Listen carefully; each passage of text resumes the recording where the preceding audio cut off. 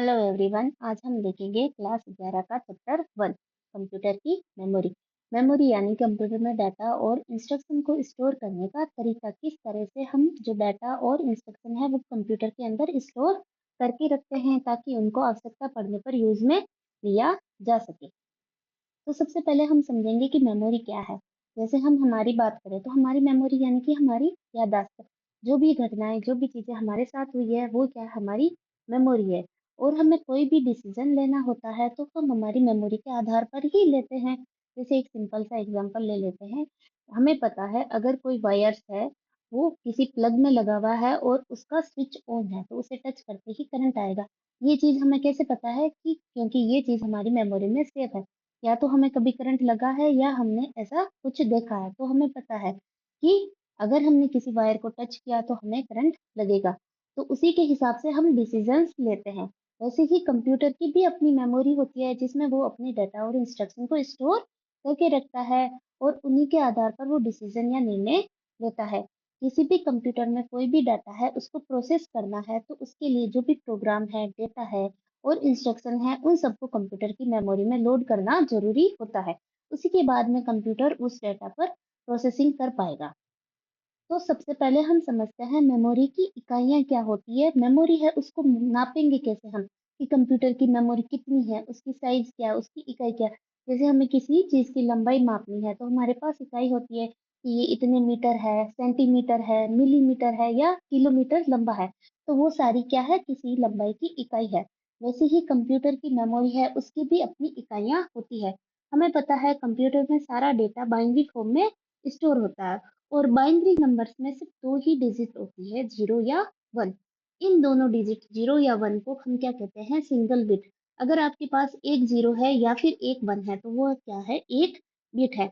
ऐसे ही अगर आपके पास चार बिट्स का समूह है तो उन्हें हम क्या कहेंगे, एक निबल। जैसे एग्जाम्पल के लिए मान लो आपके पास क्या है, 1001। तो ये आपकी क्या है, चार बिट है और इस चार बिट मिलाकर क्या बनता है, एक निबल। और ऐसे ही जैसे चार बिट से एक निबल बना वैसे ही आठ बिट मिलाकर हमारे पास क्या बनेगा, एक बाइट। या हम कह सकते हैं दो निबल मिलाकर हमारे पास एक बाइट बनता है। जैसे कि एग्जाम्पल के लिए हमारे पास है 0100001110। तो ये क्या है, हमारे पास एक बाइट है। इसी प्रकार से मेमोरी की और भी इकाइयां यूनिट्स होती है तो उन्हें हम इस प्रकार है देखेंगे। सबसे पहले तो 1024 बाइट। 1024 बाइट मिलकर क्या बनेगा, एक केबी या एक किलो बाइट। यानी कि 1024 बाइट, एक बाइट में कितनी बिट है, 8 बिट। और ऐसे आठ आठ बिट के 1024 ग्रुप मिलकर हमारे पास क्या बनेगा, एक किलो बाइट या एक केबी। वैसे ही 1024 केबी मिलकर हमारे पास क्या बनेगा, एक एमबी या एक मेगाबाइट। और 1024 मेगाबाइट मिलकर हमारे पास क्या बनेंगे, एक जीबी या एक गीगा बाइट। और 1024 जीबी या एक 24 जीबी मिलकर हमारे पास क्या बनेंगे, एक टीबी या एक टेरा बाइट। और 1024 टेराबाइट मिलकर क्या बनेंगे, एक पेटा बाइट। और 1024 पेटाबाइट मिलकर बनेंगे एक एक्सा बाइट। और 1024 एक्साबाइट मिलकर क्या बनेंगे, एक जीटा बाइट। और 1024 जीटाबाइट मिलकर क्या बनेंगे, एक योटाबाइट। तो यहाँ ध्यान देने वाली बात है कि हम हर किसी यूनिट को किससे गुणा कर रहे हैं, 1024 से। यानी कि एक यूनिट से दूसरी यूनिट में जाने के लिए हमें क्या करना है, 1024 से गुणा करना है। तो यहाँ सबसे छोटी यूनिट कौन सी है, केबी, एक किलोबाइट। एक किलोबाइट उसके बाद में क्या है, 1024 किलोबाइट आएगी तो हमारे पास क्या बन जाएगी, एमबी, एक megabyte. KB, MB, GB, TB, PB, EB, ZB और वाईबी। तो ये आपकी क्या है, मेमोरी की इकाइयां हैं। नेक्स्ट हम देखते हैं कि मेमोरी का वर्गीकरण। मेमोरी को हम कितने भागों में बांट सकते हैं। तो कंप्यूटर की जो मेमोरी है उसको मेन रूप से हम दो भागों में बांट सकते हैं। पहली है हमारे पास प्राइमरी मेमोरी और दूसरी है हमारे पास secondary memory. Primary memory CPU से डायरेक्ट कनेक्ट होती है, सीपीयू इससे डायरेक्ट डेटा एक्सेस करता है। डायरेक्ट इस मेमोरी के साथ में इंटरेक्शन होता है सीपीयू का। और वहीं सेकेंडरी मेमोरी है वो स्थायी और परमानेंट मेमोरी होती है जिसमें बहुत सारी मात्रा में डेटा स्टोर करके रखा जा सकता है। परंतु ये सीपीयू से डायरेक्ट कनेक्ट नहीं होती है, इससे सीपीयू डायरेक्ट इंटरेक्ट नहीं करता है। सेकेंडरी मेमोरी का डेटा अगर सीपीयू को चाहिए तो वो पहले प्राइमरी में लोड होगा और वहां से वो डेटा सीपीयू के पास जाएगा। तो हम पहले समझते हैं कंप्यूटर की प्राइमरी मेमोरी, जिसे हम कंप्यूटर की मेन मेमोरी भी कहते हैं। ये कंप्यूटर का सबसे जरूरी हिस्सा है क्योंकि सीपीयू डायरेक्ट इससे कनेक्ट है। तो जो भी डाटा, इंस्ट्रक्शन या प्रोग्राम हमें कंप्यूटर को देना है वो हम कहाँ देंगे, उसकी प्राइमरी मेमोरी के अंदर। और वहां से वो डाटा कौन एक्सेस करेगा, आपका सीपीयू। प्रोसेसिंग के पहले जो भी प्रोग्राम है, डेटा है, वो सारे प्राइमरी मेमोरी में लोड होते हैं और ये सीपीयू से सीधा कनेक्ट रहता है। यानी कि सीपीयू प्राइमरी मेमोरी में डायरेक्ट रीड और राइट कर सकता है। रीड का मतलब है प्राइमरी मेमोरी में जो डाटा है वो सीपीयू यूज में लेगा, और राइट का मतलब है सीपीयू अपने पास से डेटा लाकर वो कहाँ रखेगा, प्राइमरी मेमोरी में रखेगा। प्राइमरी मेमोरी को भी हम दो भागों में बांट सकते हैं, पहली है रैम और दूसरी है रोम। रैम क्या होती है, रैंडम एक्सेस मेमोरी। हमने सुना ही होगा, कंप्यूटर्स वगैरह, मोबाइल वगैरह लेते हैं तो सबसे पहले यही चीज पूछते हैं कि इसकी रैम कितनी है, क्योंकि रैम जितनी ज्यादा होगी आपके कंप्यूटर की या मोबाइल की स्पीड उतनी ही अच्छी होगी, उसकी मल्टीटास्किंग अच्छी होगी, उसमें जो भी सॉफ्टवेयर वगैरह रन करवाएंगे वो अच्छे से चल पाएंगे। तो रैम के बारे में जानते हैं, ये क्या होती है। रैम हमारी अस्थायी मेमोरी है। अस्थायी मतलब कि इसमें जो भी डाटा है वो परमानेंट रही नहीं रहता है उसमें सेव। वो डाटा बार बार रीड राइट होता रहता है, यानी कि पुराना हो सकता है, पुराना डाटा डिलीट हो जाए, नया आ जाए, या जैसे जैसे हम प्रोग्राम रन करवाते हैं वैसे वैसे रैम के अंदर डाटा चल आता रहता है, और जैसे जैसे हम प्रोग्राम बंद करते हैं वो डाटा रैम से चला जाता है। और ये डाटा तब तक रहता है रैम में जब तक लाइट है। अगर लाइट चली गई तो रैम के अंदर जितना भी सारा डाटा है वो सारा का सारा वाइप आउट हो जाएगा या बंद हो जाएगा, सारा डेटा नष्ट हो जाएगा। हम रैम को ही मेन मेमोरी कहते हैं। और जो सेकेंडरी मेमोरी से बहुत ज्यादा तेज होती है, यानी कि इसकी स्पीड है वो सेकेंडरी मेमोरी की तुलना में बहुत ज्यादा होती है। कंप्यूटर पर काम करते समय जो भी डाटा अस्थायी रूप से सेव होता है वो सारा रैम के अंदर सेव होता है। हमने कंप्यूटर में कोई भी डेटा टाइप किया है तो वो हमारा कहाँ सेव रहेगा, रैम के अंदर। जब हम उस डेटा को परमानेंटली सेव करेंगे तो वो सेकेंडरी में चला जाएगा, परंतु जब तक वो फाइल ओपन है, उस डाटा पे हम काम कर रहे हैं, तो वो कहाँ है, हमारा रैम के अंदर सेव है। और रैम अस्थायी है, अगर बीच में लाइट वगैरह चली जाती है और डेटा को हमने सेव नहीं किया है तो वो पूरा डिलीट हो जाता है। अब आता है नेक्स्ट आपका रोम। ये भी आपकी प्राइमरी मेमोरी का ही पार्ट है। रोम होती है रीड ओनली मेमोरी। ये बहुत छोटी होती है और ये स्थायी होती है, यानी कि इसमें जो भी डाटा है वो लाइट के बंद होने पर भी डिलीट नहीं होगा, ये डाटा सेव रहेगा। इसमें ऐसा डाटा स्टोर करते हैं जिसको हमें चेंज करने की जरूरत नहीं पड़ती है, यानी कि रोम में एक बार जो डाटा स्टोर कर दिया परमानेंट वही रहेगा, उसको हम चेंज नहीं कर पाएंगे। इसका डाटा अस्थायी नहीं है तो इसका डाटा स्थायी रहेगा, यानी कि एक बार जो डाटा इसमें राइट हो गया उसको हम बार बार रीड कर सकते हैं पर उसको चेंज नहीं कर सकते। इसमें कौन कौन से प्रोग्राम रखते हैं, जैसे कंप्यूटर को ऑन करने वाला प्रोग्राम जिसे हम बूट लोडर कहते हैं, वो हम रोम में स्टोर करके रखते हैं। ये एक छोटा सा प्रोग्राम है, तो ये रोम के अंदर परमानेंट सेव रहता है क्योंकि इस प्रोग्राम में हमें कभी कोई चेंज नहीं करना है। जब भी हम कंप्यूटर ऑन करेंगे तो हमें बूट लोडर तो लोड करना ही है, तो ये प्रोग्राम हर बार रन होगा और इसमें कोई चेंज भी नहीं होता, इसलिए इसे रोम परमानेंट मेमोरी में स्टोर करके रखा जाता है। इसके बाद हम देखते हैं रैम और रोम में मेन क्या अंतर है। तो रैम हमारी कैसी है, अस्थायी है, यानी कि वोलेटाइल है, तो इसका डाटा डिलीट हो जाता है। जबकि रोम क्या है, स्थायी है, नॉन वोलेटाइल है, तो इसका डाटा कभी डिलीट नहीं होता है। रैम में हम बार बार रीड राइट कर सकते हैं, यानी कि बार बार नया डाटा इसमें लिख सकते हैं और उससे रीड कर सकते हैं। जबकि रोम से हम केवल डेटा रीड कर सकते हैं, राइट इसमें एक ही बार होता है, बार बार राइट नहीं होता है। रैम की स्पीड तेज होती है अगर हम रोम से तुलना करें। रोम रैम की तुलना में थोड़ी धीरे होती है। और रैम में करंट में जो वर्किंग डाटा है वो स्टोर रहता है, यानी कि अभी जो भी हमने मूवी चला रखी है, सॉन्ग चला रखा है, या जो भी फाइल है, फोल्डर है, ओपन कर रखा है, वो सारा अपना कहाँ स्टोर रहेगा, रैम के अंदर। जैसे ही वो हम बंद करेंगे वो रैम से हट जाएगा। परंतु रोम के अंदर हमारे पास लोडर और स्टार्टअप के इंस्ट्रक्शन स्टोर रहते हैं, जो बूट लोडर प्रोग्राम है वो स्टोर रहता है। इसके बाद में हमारी आती है केस मेमोरी। ये आपकी प्राइमरी मेमोरी का ही भाग होता है। प्राइमरी मेमोरी या मोले मेन मेमोरी, जिसे हम रैम भी कहते हैं। रोम को अभी भूल जाओ, जब भी हम प्राइमरी मेमोरी या मेन मेमोरी की बात करेंगे, कंप्यूटर की मेन मेमोरी, तो हमारी क्या होगी, रैम। क्योंकि जो भी प्रोग्राम वगैरह चल रहा है वो हमारा कहाँ रहेगा, रैम के अंदर स्टोर रहेगा। और सीपीयू डाटा के लिए डायरेक्ट इंटरेक्ट किसके साथ कर रहा है, रैम के साथ कर रहा है। अब रैम है जो सेकेंडरी मेमोरी से तेज है, परंतु जो सीपीयू है उसकी स्पीड बहुत ज्यादा तेज होती है। तो उससे कंपेयर करेंगे तो हमारी रैम क्या है, थोड़ी स्लो होती है। तो वो सीपीयू को धीरे धीरे डाटा दे रही है। अब सीपीयू को फटाफट डाटा चाहिए, तो इसके लिए हम क्या करते हैं, रैम और सीपीयू के बीच में एक और मेमोरी लगा देते हैं जिसे हम कहते हैं कैश मेमोरी। ये बहुत ज्यादा फास्ट होती है, तो ये क्या करेगी, सीपीयू की स्पीड को बढ़ा देगी, क्योंकि ये रैम से डाटा अपने अंदर लेके रख लेगी और जैसे ही सीपीयू को वो डाटा चाहिएगा वो फटाफट देती रहेगी। तो इससे आपकी सीपीयू की स्पीड क्या हो जाएगी, तेज हो जाएगी। यानी कि ये कैश मेमोरी है जो सीपीयू और रैम के बीच में होती है, ये बहुत ज्यादा छोटी होती है, परंतु इसकी स्पीड बहुत तेज होती है।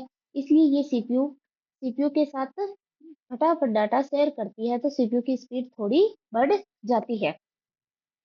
ये केस के अंदर हम कौन सा डाटा रखेंगे, जो डाटा बार बार सीपीयू को चाहिए, हर थोड़ी देर में जो डाटा सीपीयू को चाहिए वो हम कैश के अंदर रखेंगे, ताकि सीपीयू को वो डाटा फटाफट मिले और उसकी स्पीड बढ़ती जाए। अब हम देखते हैं सेकेंडरी मेमोरी। ये हमारा परमानेंट स्टोरेज होता है। इसे हम स्टोर हाउस की तरह समझ सकते हैं या ऐसे समझ सकते हैं जैसे हमारा पुस्तकालय है जिसमें किताबें पड़ी हुई है, वो परमानेंट वहां पर सेव है। तो वहां से अगर हमें कोई बुक चाहिए तो हम क्या करेंगे, बुक इशू करवा के लाएंगे, अपने बैग में रख लेंगे और उसको जब हमें चाहिए होगी, आवश्यकता होगी, पढ़ लेंगे। तो अगर हमें कोई बुक, ऐसी बुक चाहिए जो बुक स्टोर में है, तो हमें वहां से एक्सेस करवाना होगा, उसमें हमें ज्यादा टाइम लगेगा। परंतु कोई बुक अगर हमारे पास है, हमारे बैग में है, तो हम फटाक से उठे उसे पढ़ सकते हैं। वैसे ही हमारी सेकेंडरी मेमोरी और प्राइमरी मेमोरी है। जैसे बुक स्टोर है या पुस्तकालय है, वो आपकी सेकेंडरी मेमोरी है। अगर वहां से कंप्यूटर को कोई डाटा चाहिए तो वो पहले कहाँ लाएगा, प्राइमरी मेमोरी में, यानी कि उस बुक को इशू करवा के अपने बैग में रखेगा। अब प्राइमरी मेमोरी से सीपीयू है उस डाटा को डायरेक्ट एक्सेस कर सकता है। जो सेकेंडरी मेमोरी है उसका फायदा क्या है, इसकी कैपेसिटी ज्यादा होती है, इसमें बहुत सारा डाटा एक साथ स्टोर करके रख सकते हैं। जबकि जो हमारी प्राइमरी मेमोरी है उसकी क्षमता लिमिटेड होती है, उसमें थोड़ा सा डेटा स्टोर करके रख सकते हैं। जो सेकेंडरी मेमोरी है वो भी कैसी है, स्थायी है, यानी कि नॉन वोलेटाइल है, इसमें स्टोर डाटा परमानेंटली सेव रहता है, जिसको हम फ्यूचर में बार बार यूज कर सकते हैं। और ये प्राइमरी की तुलना में काफी सस्ती होती है और काफी लार्ज कैपेसिटी की होती है, यानी कि इसमें बहुत सारा डेटा एक साथ रख सकते हैं। लेकिन इसकी स्पीड क्या होती है, थोड़ी धीरे होती है। जैसे हमारा पुस्तकालय और बैग वाला एग्जाम्पल है, हमारा पुस्तकालय क्या है, सेकेंडरी मेमोरी है, वहां से बुक लेनी है तो हमें थोड़ा टाइम लगेगा, परंतु वहां पर एक फायदा है, स्टोरेज क्षमता ज्यादा है, वहां पर सेफ है पुस्तकें, जितनी चाहे रख सकते हैं, सेफ है, जब चाहे उसको ले सकते हैं, परमानेंट सेव रहेगी। परंतु हमारे बैग में साइज लिमिटेड है, तो हम लिमिटेड पुस्तकें हमारे बैग में रख सकते हैं। वैसे ही रैम के अंदर लिमिटेड डाटा रखा जा सकता है, बाकी डाटा हम कहाँ रखते हैं, सेकेंडरी मेमोरी के अंदर रखते हैं। सेकेंडरी मेमोरी का डाटा सीपीयू डायरेक्ट एक्सेस नहीं करेगा, तो वो पहले कहाँ लोड होगा, रैम के अंदर, वहां से सीपीयू उसको एक्सेस करेगा। तो हम देख लेते हैं कुछ सेकेंडरी स्टोरेज डिवाइसेस के बारे में। जैसे हमारे पास होती है हार्ड डिस्क, जो कंप्यूटर के अंदर मुख्य सेकेंडरी स्टोरेज डिवाइस है, वो क्या है, हार्ड डिस्क है। तो हार्ड डिस्क में जो भी डाटा स्टोर रहता है वो हमें पहले रैम में लोड करेंगे, फिर एक्सेस करेंगे। हार्ड डिस्क सबसे पुराना और विशाल स्टोरेज डिवाइस है। उसके बाद में एसएसडी आती है, जो आजकल लैपटॉप वगैरह में यूज आती है। ये हार्ड डिस्क से तेज होती है और इसमें डाटा है जो सीपीयू फास्ट एक्सेस कर सकता है हार्ड डिस्क से कंपेयर करें तो। और उसके बाद में हमारे पास है पेन ड्राइव, जो आपने देखे होंगे। पेन ड्राइव का क्या फायदा है, ये साइज में छोटा होता है और पोर्टेबल होता है। हमने कोई भी डाटा हार्ड डिस्क में सेव है तो उसको किसी दूसरे को नहीं दे सकते हैं, परंतु अगर वो पेन ड्राइव में है तो हम किसी फ्रेंड को दे सकते हैं, वो आसानी से अपनी कंप्यूटर में, सिस्टम में कॉपी कर सकता है। वैसे ही सीडी डीवीडी होती है, कोई डाटा हमें किसी को देना है या किसी दूसरे के पास भेजना है, तो उसको हम पेन ड्राइव या सीडी या डीवीडी में सेव करके दे सकते हैं। तो जो आपके पेन ड्राइव है, सीडी डीवीडी है, ये क्या है, पोर्टेबल सेकेंडरी स्टोरेज डिवाइस होते हैं, जिनका डाटा एक जगह से आसानी दूसरी जगह आसानी से ले जा सकते हैं। उसके बाद में हम देखते हैं कि डेटा ट्रांसफर कैसे होता है। हमने देख लिया डेटा स्टोर कैसे करते हैं मेमोरी के अंदर। मेमोरी के टाइप्स कौन कौन से होते हैं, प्राइमरी और सेकेंडरी। प्राइमरी मेमोरी के कौन कौन से टाइप है, रैम, रोम और कैश। सेकेंडरी मेमोरी के कौन कौन से टाइप है, हार्ड डिस्क है, एसएसडी है, आपका पेन ड्राइव है, सीडी, डीवीडी है। अब इन सब के बीच में डेटा ट्रांसफर कैसे होता है, तो हम मेन डेटा ट्रांसफर देखेंगे सीपीयू और मेमोरी के बीच और इनपुट आउटपुट डिवाइसेस के बीच में। ये डेटा तारों के माध्यम से ट्रांसफर होता है और इन तारों को हम क्या कहते हैं, बसेस कहते हैं। सीपीयू में मेन रूप से 3 प्रकार की बसेस होती है, डेटा बस, एड्रेस बस और कंट्रोल बस। और इन तीनों बसों को मिलाकर ही हम क्या कहते हैं, सिस्टम बस।